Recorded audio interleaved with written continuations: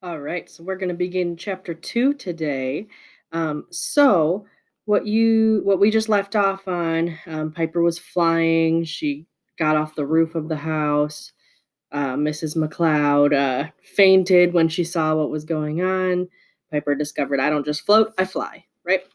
So here we go, chapter 2. Let's find out how Mrs. McLeod is going to react to this. If the good Lord wanted folks to fly, then he'd have gone and given 'em wings. That's what. Betty paced back and forth in the parlor like a wet hen with a bad case of lice. Dazed and sick with worry, Joe merely shook his head or nodded in agreement to whatever it was she said. Piper had fantasized about her parents being jubilant. In reality, she'd have been satisfied with happy. At that moment, she was even willing to settle for not mad. But didn't you see? I can fly? She emphasized each word, just in case there was any confusion on anyone's part as to what had just transpired. That flying ain't normal. It ain't natural. Lord above, if the new minister were to see you, there's no telling the things he'd preach at us. But when Millie May gets to gossiping about this, heaven protect us, you don't see other young'uns gadding about in the sky, do you? But I don't get to see no other young'uns, 'cause you won't let me, Piper argued, finally getting a word in. Watch your lip, little missy. I didn't raise a child to sass me back, Betty warned, and I can tell you they don't fly. And neither should you. It's just plain wrong. But it ain't the way of things. Betty clutched her night clothes about her, fuming. You listening to me, Piper McLeod? But Ma, Joy was busting out of the place inside. Piper, that not more than a day before had been a terrible itch. Maybe there's a reason for it, something special. Like the way you says the Lord works in mysterious ways and don't you take the Lord's name in vain. But Piper's Piper, my mind's made up, and there ain't no changing it or arguing around it. There ain't no earthly cause for a young'un to be meddling about up in the sky. I'm putting my foot down. Betty wagged her index finger at Piper in utter seriousness. No more flying, and that's all there is to it. You hear? But Piper was promptly silenced by the grim determination in Betty's eyes. This is just plumb crazy. Piper fumed inwardly. They might as well have asked her to stop breathing air as to expect her to turn her back on the wonders of flying. The fact of the matter is, the minute you get a mouthful of blue sky dancing across your taste buds, there's no keeping you from it. No matter how much trouble getting yourself you'll be getting yourself into. Betty and Joe accepted Piper's stunned silence as agreement. Sure as anything, you'd get attacked by some rabid bird. It ain't no place for a young'un up there, Betty sniffed, considering the matter closed. And so Piper meekly nodded her head and let her folks believe what they wanted. First chance she got, though, she rushed off to the back field where no one would see her. Shaking with anticipation, she scrambled atop a boulder jutting from the side of the hill and threw herself off it and landed on her backside. Hard. Ow! Getting up, she dusted herself off and did it again. Wouldn't you know it, but it happened a second time. Piper couldn't have been stuck tighter to the ground than if her feet had been glued to it. Not that she let that stop her from trying for one single minute. Piper jumped and fell, and jumped and fell. That was how Piper spent her first day of practice. It was discouraging, to say the least. But it taught Piper a valuable lesson. Flying doesn't come easy. Even if you're a born floater, raw talent only gets you so far in this old world, and the rest is a whole lot of practice, persistence, and perspiration. She got lucky on her first jump. Beginner's luck. But from there on out, Piper fought tooth and nail to get herself back up into the sky and to be a real honest to goodness flyer. Days and weeks passed by, and Piper continued to practice every single day with little or no success. She often wished that she had someone to teach her instead of having to figure it all out herself. Each mistake cost her a bruise or a bump, and her body was fast becoming a black and blue testament to how many trials and errors lesson one, as Piper soon discovered, was. Never think about the ground, ever. The second she even considered the possibility that she might fall, she fell, and some part of her body was hitting some part of the earth. The sky was her goal, and she trained her mind to think of nothing else.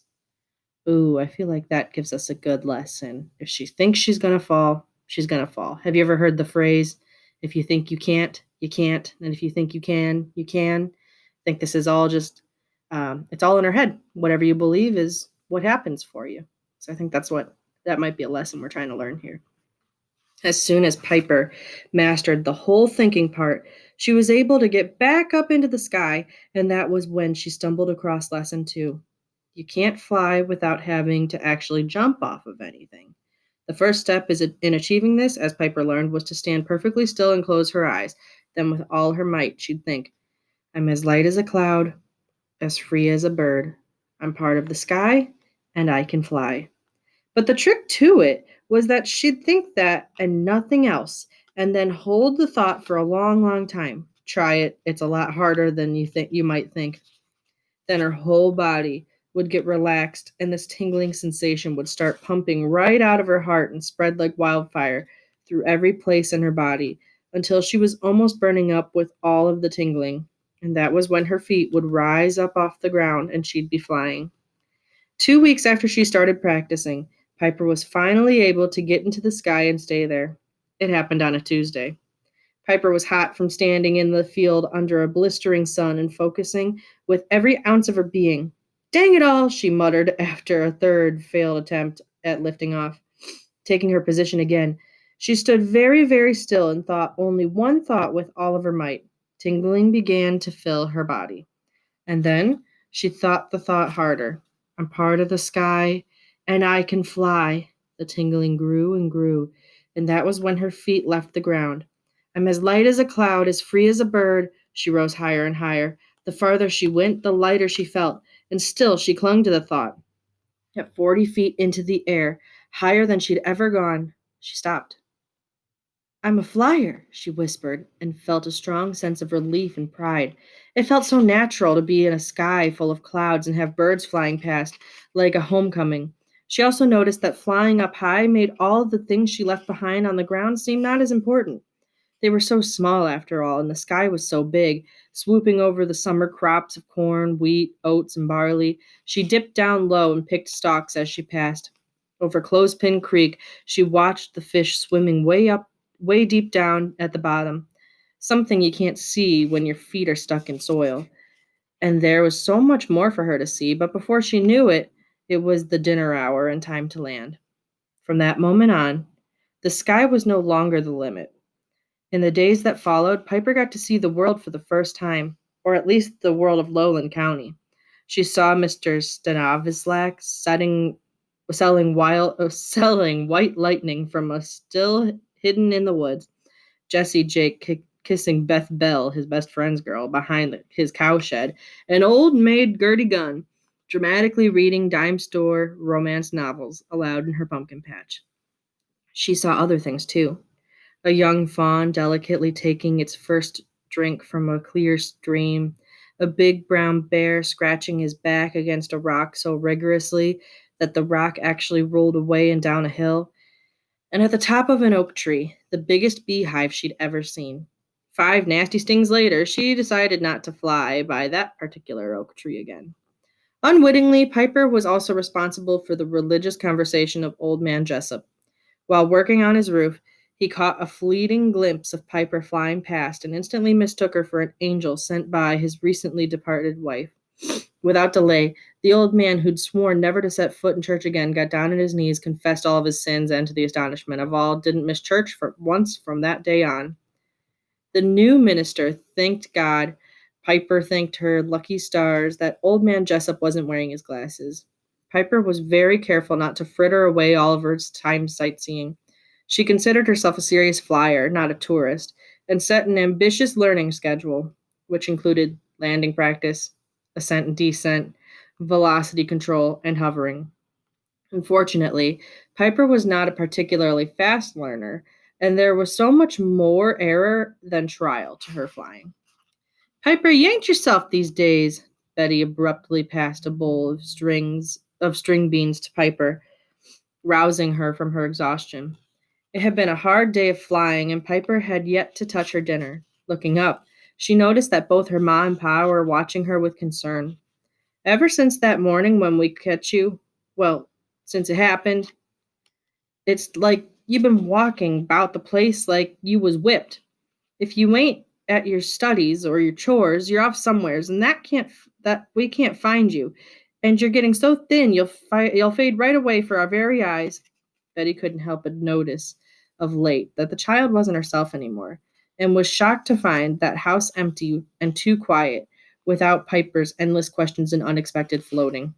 It was like the spark had gone right out of Piper, and Betty feared her spirit had been crushed. I'm sorry, Ma. Truth be told, it took up Piper's energy learning how to fly, and her body hurt from the bruises that had piled up on top of her bruises. Most nights she'd fall asleep at the dinner table before she even touched her food.